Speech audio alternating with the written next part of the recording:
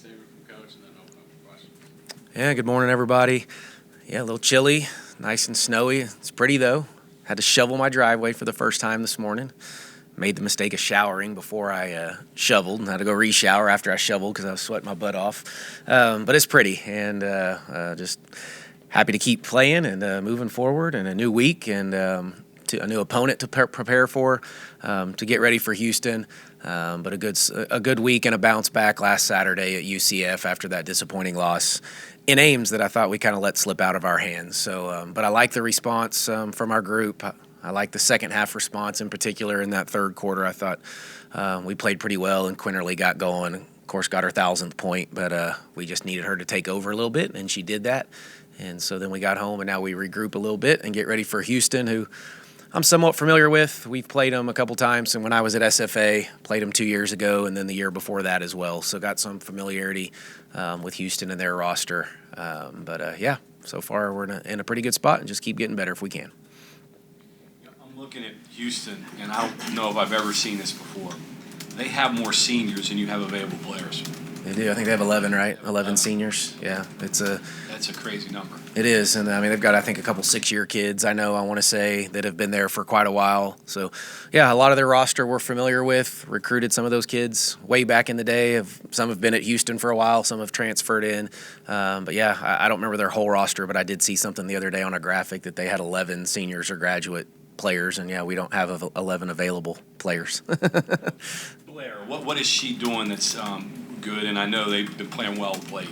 Yeah, they are. They've won 2 in a row. Layla Blair's a really good player on especially on the offensive side. The kid can just score really at all 3 levels. She plays with ultimate confidence, plays at her speed. It's hard to get her sped up. Step back threes in transition, mid-range. She can get to the rim, shoots a ton of free throws. I think if you notice the stats, she gets to the free throw line quite a bit. So, yeah, again, the kid that's got our full attention. It's like every night, though. Every time you pull out the stat sheet right now, it's somebody's a very talented offensive player. And so you just got to start scheming around it and try to figure out how to slow those kids down. What do you think? Your high-volume threes looks like they take a lot to try to make a lot. Yeah, I mean, they're similar to us on the defensive end because they turn people over so much. So, they'll press and get after you. They'll work hard and deny you in the half court. Quite a bit. So I can't remember what it is. They're 5th or 6th in the country in steals or turnovers forced. We're 1 or 2. So really create a lot of havoc with their defense. They've always kind of done that. And as when we've played them in the past, those were, we played a similar way too. So we've had those nice battles back and forth. A lot of familiarity. Yeah. The back-to-back losses, you guys shot the 3 ball more than you have in any other game this season in those 2 games. Is that a thing where you guys are playing from behind and you're just trying to catch up quickly, or why do you think that is, and do you play better when you're not shooting? Yeah, no, that wasn't the game plan either. Texas probably a little bit because of their size. It was a little bit difficult to maybe get where we wanted to go to. Iowa State played us zone. First half, we made a bunch of threes and felt really good, and then still got a ton of open threes in the second half, but that's probably what they were wanting us to do and playing percentages to a certain degree. But no, we fell in love with it way too much, and that hasn't been us, and we lost both of those games, so maybe eye-opening there, like maybe we should stop doing that and try to do some other things, which I thought we did a much better job at UCF, and I think we took that number down to, I want to say it was maybe 17 threes or something like that in that game, and so that got a little more manageable for us, and we found different ways to score. Follow-up to that, did you feel that you guys were taking what the defense was giving you in a sense against Iowa State, or players settling for threes in those situations? Yeah, well, at times a little bit of both. Early on I thought we had good ones. They were coming from the inside out. Those are the ones we talk about that we want. When you grow up practicing or you put the shooting gun, the ball always comes back to you from underneath the basket. So that's the rhythm that you typically shoot with. And so we really want to be cognizant of getting threes from the inside out. Offensive rebound, kick-out threes are great because they typically come from inside, and that's what you practice. And I thought we did that really well against Iowa State in the first half and then not so much in the second half. But they were very deliberately trying to keep us out of the paint and packing the paint quite a bit. Not just from the games that you've played, but just what you've seen overall. What have you learned about the Big 12 through 5 games? Yeah, well, probably what I thought it was going to be. I keep using the word the gauntlet, but it's just it's relentless. It's it's a battle every single night, and there's talent and there's size and there's skill, and each team's a little different. Some are a little more athletic, some have a little more skill, but all in all, I think it's those things, and you get exposed, I guess, a little bit easier, quicker, when you're playing the Big 12. And so things that I thought we weren't necessarily good at, they, like rebounding, all of a sudden we kind of held our own in the non-conference, but now rebounding at that Achilles heel that we thought was going to be an issue is rearing its ugly head, and we've got to get that figured out. And we have relied probably on times of just turning teams over, and we knew when we got to the Big 12 we wouldn't turn them over at that same rate, so we've got to be a little better in the half court. So those are the things I think that we already knew. They're just they're pretty glaring right now. I was watching the Central Florida game on TV, and I may be making something out of this that's not there, but noticed it with JJ, with officials. Do you think she's getting the respect from the officials? Seems like she gets beat on a lot, and they call some things, but they don't call other things. Do you sense any of that from what you've seen so far this year? Better be a little careful here. Yes, I guess maybe I should go this way. Is a foul on JJ because of the smaller body, right? It doesn't take as much contact to affect JJ or a Jordan, the smaller kid, than it does a stronger guard. Right. And I think that's where I've tried to get the officials to understand that it's different. And I know y'all want to let us play, and contact on some kids doesn't maybe mean as big of it, as much. But on a JJ or a Jordan, that little contact is significant because of their size, and they shouldn't be getting punished because of their size or their stature. That's not fair.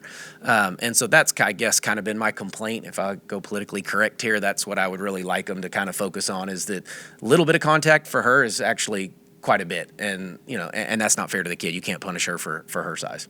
I just see some frustration from her. And is that something you have to kind of work with her a little bit and help her get through? Because she's getting beat on a little bit. Yeah, a little bit. She's been okay in that area. Now, she's fouled too much. That's, if we're talking about fouls in JJ, we go to the other end more than we go to the offensive end. She's got to stay out of foul trouble for us. And she's getting some silly fouls that are just, we don't have a ton of depth, and when she's getting 2 fouls 30 seconds into the second quarter, now we got some serious decisions that we have to make. And do you sit her with 2? Is 2 foul trouble? And it's not really foul trouble, but she's got to prove to us that she can play with 2. And so far she hasn't really proven that she can play with foul troubles, throughout the season. So we're trying to work on that with JJ a little bit. But yeah, on the offensive end, I've been frustrated at times with the officiating and maybe the way it's called. Able to use the same starting lineup all 16 games. How valuable is that continuity? Is a little bit of a surprise that you've been able to put everybody out there in every game? Yeah, yes and no. It's I think as a coach, I want to sustain it if we can. I don't really lineups and roles being up and down and all over the place, and these kids not knowing what to expect each night. And so we worked pretty hard early to see if we could establish who the better group was. And we've thought about it. We talk about it quite a bit. Is this the best group? Do they play the best together? We have some of the lineup analytics that we can look at, and that group's really just kind of been the best.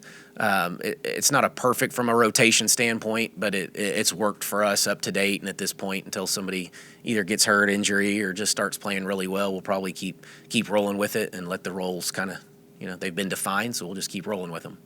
Houston is sending opponents to the line as pretty much anyone in the Big 12. How do you feel about your team in the game if you got to shoot 35, 40 free throws? Yeah, well, I think we're confident. I think we've started to shoot it a little bit better as the years, the season's gone on. Early on, we weren't very good at all. But again, it's getting the right people to the free throw line. And then, if we can get the right people there, then we feel really good. And they do foul a little bit, but it's just part of their aggressive nature and what they do. But yeah, we need to get back to the free throw line. Those couple games that we were shooting threes, of course, you're not going to get to the free throw line a whole lot when you're staying outside the 3-point line. So again, part of the mindset of just being aggressive, and if that leads to free throws, we'll be okay. As a coach, how do you approach? You're primarily a jump shooting team. That's how you guys score a lot. Obviously, you want to score from turnovers. When you're not making shots, how do you get them through that? Well, you just find different ways. I can call certain things to force the issue a little bit. We can talk through that we're just settling, and so we keep that, so we know exactly. Like they'll tell me, hey, we've 5 straight shots, there hadn't been a paint touch, or we've got 5 straight threes. So we're letting them know, hey, like no more threes until there's a paint touch. It's, transition so we can get out and get the paint touch. So there's different ways. We can change lineups a little bit too. So, I don't mind being a jump shooting team as long as we're still getting those touches in the right spot. That's the problem for me is when we become perimeter oriented without that touch, then that's not great offense. And so anyway, we can go bigger. We can put some different kids that like to maybe score with their back to the basket in there to alleviate a little bit of that. So just really kind of trying to continue to be better in the half court, which is what we have to be though. We got to be a little bit better in the half court. And I noticed Danielle was getting an increased role. Are you pleased with where she's come? And it seems like she does more than. She's a great screener. She maybe not get the rebound, but she can block out the person so somebody else can get it. Are there a lot of things that you're seeing from her that you were maybe surprised a little bit? Yeah, and we knew that when she first got here, we knew there was going to be a little bit of work to do coming from the junior college, and she'd never had the resources and the strength coach and those types of things. So we had a little work to do, but to Danelle's credit, she's done a great job and come a long way. And we knew once we got to Big 12 play, we were going to have that size on the inside. And you're right, that's what it is. It's maybe not always a point production thing, but take up space so somebody else may get the rebound even if she doesn't get the rebound. It's a big body that we can typically throw it to. Times she may not be as aggressive as we want her to be even to go try to score. But she's a pretty good passer out of the post. And again, when you throw it inside, all the eyes go that direction. And so now a lot of times teams are losing sight of their player because you naturally want to look at the ball, which is now lower. And so you turn your head to your player. So just trying to get her those touches. But she's our most vocal kid too, probably, and when you're playing kind of the back line of our press or, on defense, she's typically the closest person to the rim, so she sees everything in front of her. So we need, that voice, and she understands. She's a smart kid. She's very IQ, full of personality. So no, she's getting a little bit more opportunity. Tears of being out too, though, is allowed, a lot of people to get a little bit. Kylie Blackston's take advantage of her opportunity here lately, and she started to play as good as she's played all year. So I think some of them are just taking advantage of it. Talked about interior passing earlier about kickouts, but it seems like you've got bigs that really are good passers. Do you agree with that, first of all? Like, that comes to mind when I think about Danelle and how much you guys practice the interior to interior passing. Yeah, we do practice it, maybe not as much, honestly, as we should, and we turned it over a little against UCF trying to make some of those passes. I've said all year, we have willing passers. I don't know that we're a great passing team, but we're willing to pass, and that's what they've bought into, and that's what I really wanted them to understand when I got here was we'll become a better passing team, but we're willing to pass most of the time, and as long as we're willing to pass, then I feel really good because I think that's the way you're supposed to play the game. Yeah. Mark, going back to when you were hired, how confident were you that you could keep the returning group of 6 players, or were there some points where you maybe were not terribly confident that group of returners would stay? Yeah, I mean, you never know. I mean, I knew there was a group of 6. Everybody kind of talked about that. The administration had told me there was 6 that were still here, were not in the portal, thought they were going to come back. And then it was just the get-to-know process. But once the get-to-know process started, no, I don't know that I ever really thought. I thought we were in pretty good shape at that point, and nothing led me to believe that they wouldn't kind of hold true to what they were telling everybody else before I even got here, that they were committed to the program and loved being here and loved being a part of the program, and were, I think, excited too when I got the job because of the style of play. They were excited about that, and it fit what they wanted to do. Curious, you're, I guess, halfway through the season, but you're getting into the Big 12 play. Now that you've had a chance to kind of evaluate and see where you are, what do you need moving forward? Just I guess, near term. Yeah, depth, I think, is really what comes to mind. And I had a Big 12 coach tell me early on, like, the difference in the top 10 or 15 teams in the country, and then that next middle pack was just the depth. That the first 5, are you're fine, but it's when, those top 10 kids are bringing in another 4 or 5-star recruit or McDonald's All-American or whatever, then that's when the difference typically you see it. And I think that I kind of remembered that, put that in the back of my brain, and quickly I've learned that, I think that's pretty accurate, and so it's just continuing, and the kids we have are fine. Like, we have depth, like, that's not a problem, but we need more, like in practice we had 9 players yesterday. Like, that ain't it, we got to be a little bit better than that. And so we've got to build it and get depth and get healthy, which some of we've had some injuries, and so that's affected our depth. But yeah, just continuing to grow depth and get kids that will stay in the program, that always helps. Then they understand, they're older, they're more mature, they understand the expectation, and we're not all quite there yet. And that's okay. It's year one. Type of player, I'm sure, obviously size is something that you want to bring into this. Is there any particular players or maybe do you like versatile players? Do you try to get players that are 2-1, that type of thing? Sure, yeah. No, versatility is a coach's dream. You can move them around, play them wherever you want. So interior size for sure.